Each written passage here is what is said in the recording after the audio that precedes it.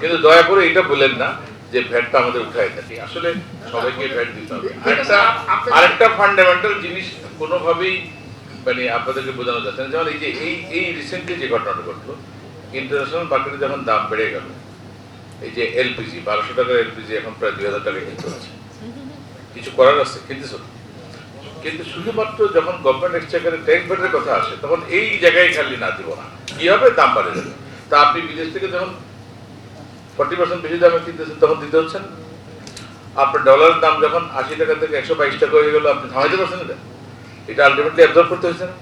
তাহলে আমাদেরকে mentally prepare থাকতে হবে। এই জাতিটা যদি ঋণ মুক্ত থাকতে চায় এবং দেশ যদি ঠিক মতো চলতে চায় তাহলে আসলে আমাদের রাজস্ব থাকবে। এই টু জেড সবাইকে রাজস্ব দিতে হবে। রাজস্বের ব্যাপারে কম্প্রোমাইজ করা যাবে না।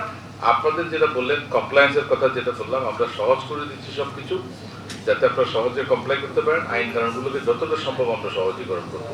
কিন্তু দয়া করে এটা বলেন না যে ভ্যাটটা আমাদের উঠায় দেন।